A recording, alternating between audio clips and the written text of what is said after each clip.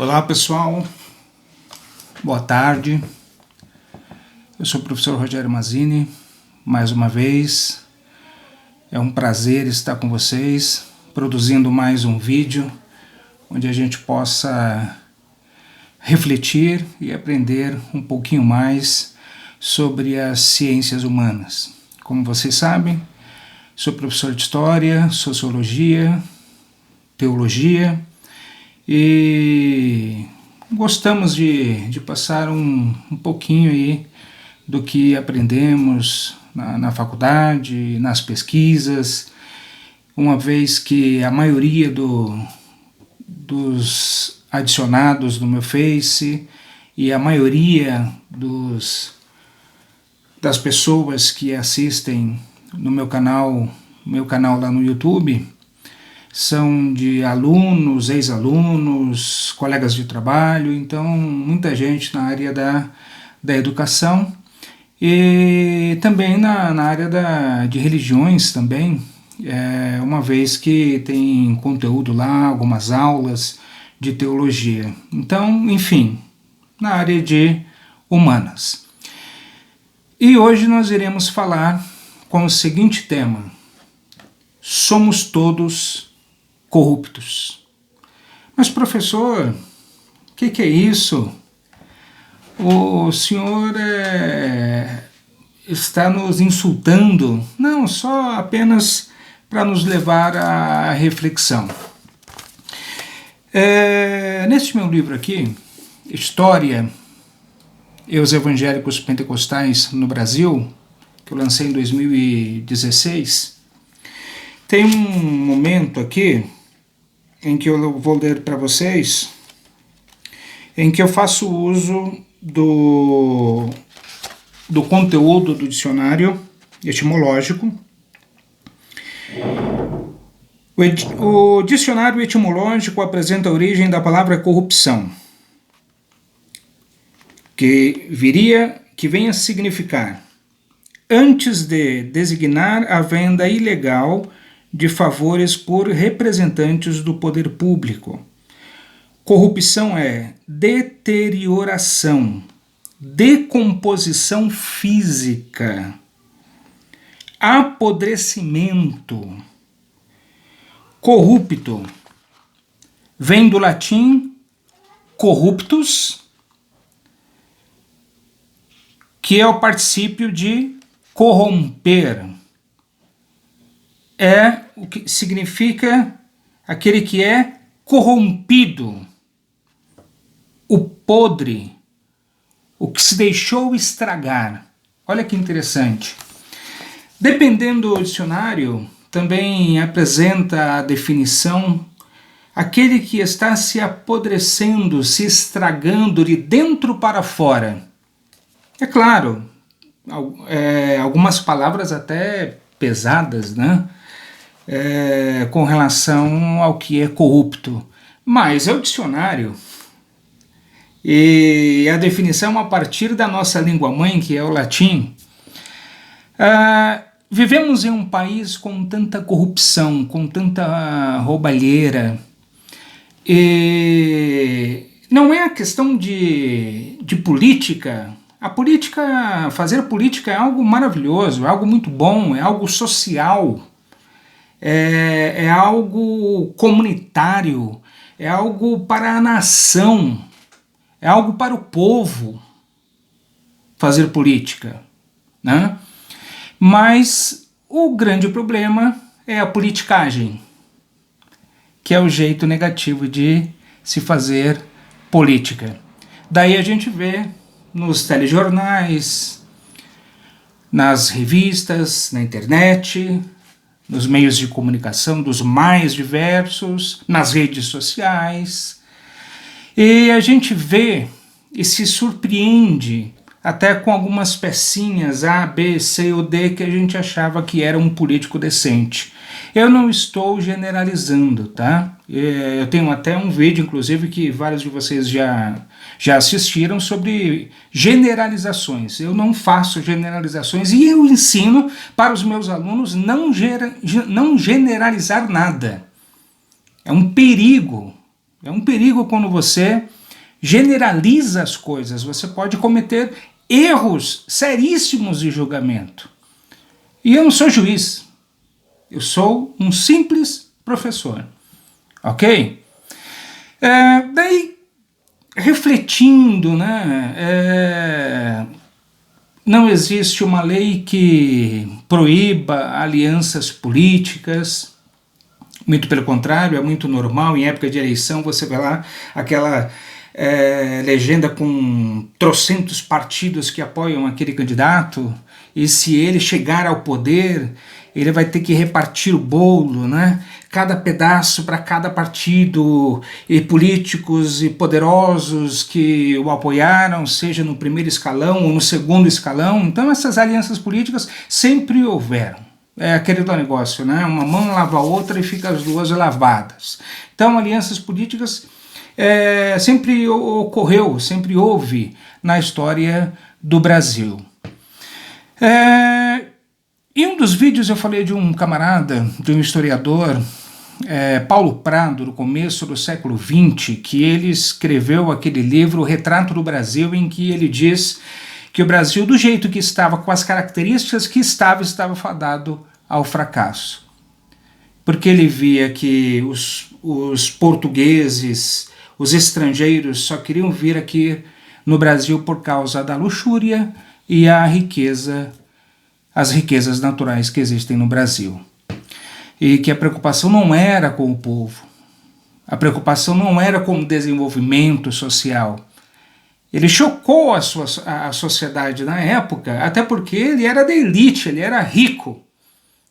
E protestando desta forma, como se fosse alguém pobre e da esquerda, ou um socialista pobre do proletariado, né? Não, ele era rico quando ele escreveu O Retrato do Brasil e vendeu muito bem aquele livro na época. E ele chocou, porque ele disse a verdade.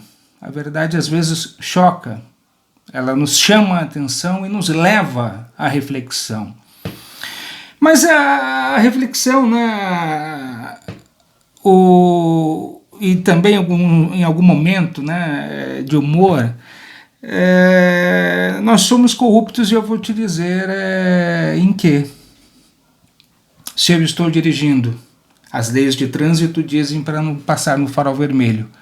Mas eu passo no farol vermelho porque eu estou vendo que me dá segurança e não está vendo ninguém, eu estou com pressa, eu passo no farol vermelho, não está passando nenhum pedestre, eu passo no farol vermelho se eu perceber que não tem nenhum radar. Eu estou corrompendo, eu estou sendo um corrupto. Existe uma lei, todas as vezes que existe uma lei, que existirem leis, regras a serem seguidas, e quebramos essas leis, quebramos essas regras, estamos corrompendo. Está dando para entender o porquê que no fundo nós somos em vários momentos corruptos? Se lá está a placa de 50 km por hora e eu tenho pé pesado, daí eu dirijo a 60, 70, 80, se der, 90, se for uma via que me dê segurança para eu correr, eu estou me corrompendo, eu estou sendo corrupto. Porque eu estou além da velocidade permitida.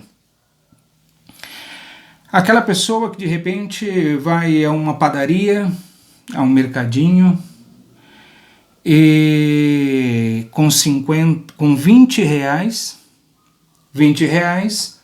ela comprou uma mercadoria de 10 reais. Então, ela dá uma nota de 20, deveria receber uma de 10 de troco, porque a mercadoria que ela comprou é de apenas 10 reais. Então, ela comprou a mercadoria de 10 reais, deu uma nota de 20, deveria receber uma de 10 de troco. Só que aquela mocinha lá da padaria está na correria, está no caixa e está atendendo um balcão também ao mesmo tempo, e aquela correria tal devolve 40 reais. Se confunde, pensando que recebeu uma nota de 50, mas na verdade recebeu uma de 20. Daí nós pegamos aqueles R$ 40, colocamos no bolso, fingimos que não aconteceu nada e levamos a mercadoria lá de R$ 10. Então, além de ter a mercadoria, os R$ 20 que já estavam no nosso bolso antes de entrarmos naquela padaria, ainda temos mais 20 de lambuja agora. Só que não se esqueça que essa é a diferença. No final do dia vai aparecer quando fechar o caixa. E essa diferença ela vai ter que pagar com o salário dela. Seja na padaria, no supermercado, seja no açougue, seja o comércio que for. Quando vamos em um supermercado grande, aquele que gosta de tomar lá uma cervejinha, ou aquele que pega um refrigerante de latinha, ou de garrafinha, ou um Danone, daqueles de garrafinha, e vamos tomando, tal, estamos com sede, ou uma garrafinha de água, tal. Muitos, em vez de deixar no carrinho junto com a compra, mesmo vazio, para pagar aquela mercadoria que já consumiu dentro do supermercado, deixa de lado aí em alguma prateleira e não paga aquela mercadoria, ninguém está pegando no pé, talvez ninguém esteja vendo nem por câmera, e ele vai embora sem pagar aquela mercadoria. Jeitinho brasileiro. Estamos nos corrompendo. No fundo, somos todos corruptos. Em uma estrada ou em uma avenida existe uma blitz. Oferecemos, se existir algo de errado na nossa documentação, ou na documentação do carro, ou algo de errado com o automóvel. Daí oferecemos aí um cafezinho para o guarda nos deixar embora sem segurar o documento do carro, sem multar, sem prender a nossa habilitação. O jeitinho brasileiro, o cafezinho. E acabamos nos corrompendo. Existe aqueles em alguns municípios, aquelas mães que de repente estão recebendo lá o leite, aquela lata de leite, em vários municípios pelo Brasil afora, mas não usa mais o leite, os filhos nem ligam mais para aquele leite, ou é leite demais também, ela acaba vendendo aquele leite, mas daí para comprar o arroz ou feijão, ou com aquele dinheiro completar a conta de água ou de luz. Às vezes são situações que empurram a gente para nos corromper, para o negativo ou para o errado. Olha só a que ponto o nosso Brasil chegou.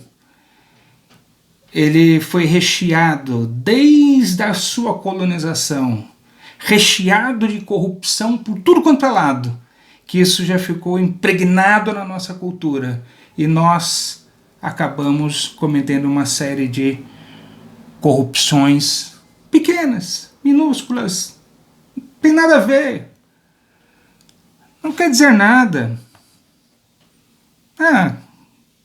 Isso daí não é nada. Isso daí não é crime. E sempre inventamos uma desculpa para alguma coisa. Às vezes por força das circunstâncias. Aquele que não tem onde morar, mora numa comunidade e puxa lá o gato e não paga energia. A empresa de energia acaba cobrando de todos os milhares de clientes, todas as milhares de casas,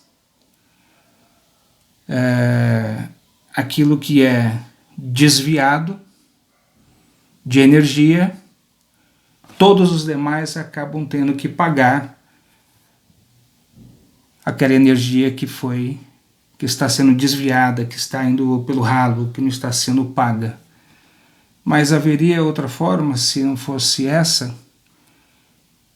Uma família com crianças pequenas, que não tem para onde ir e que precisa da energia para sobreviver, para dar um pouco de conforto e poder tomar um banho quente,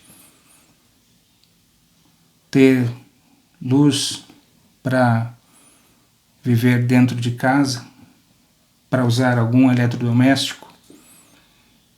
Não haveria outra forma senão essa, por não terem condições.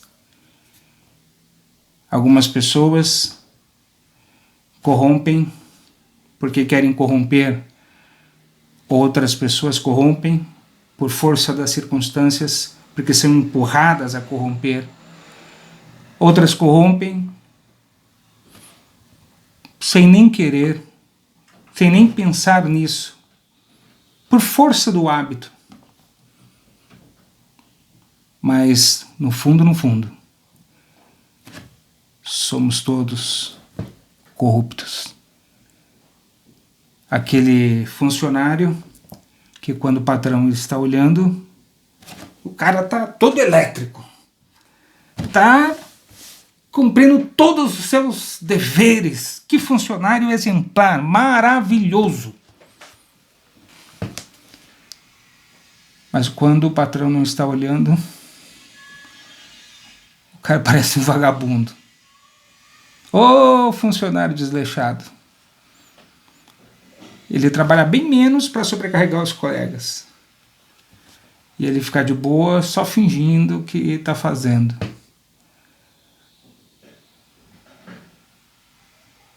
Está sendo um corrupto. Quando nós vamos nos comércios, a gente nem percebe. Eu não peço, às vezes você não pede. Estamos sendo corruptos. Vamos ser honestos. Daí não pedimos o cupom fiscal, nem a nota fiscal. Isso iria sobrecarregar de impostos o cara que nos ajuda, o cara que nos dá um descontinho, o cara que nós vemos toda semana. E para que sobrecarregar comércios pertinho da nossa casa, onde temos amizade? Mas com isso, o governo deixa de arrecadar mais e é menos dinheiro nos cofres públicos para resolver um monte de coisa para a população. Mas eu vou pedir cupom fiscal, para quê? Não preciso daquilo, eu preciso daquilo que eu fui comprar, seja lá qual for o comércio. Interessante isso, não é? Algo a refletir. Talvez isso arranhou no ouvido de alguns, um ou outro talvez de repente não tenha gostado do que eu falei, mas eu cometo várias vezes e vários desses erros também. No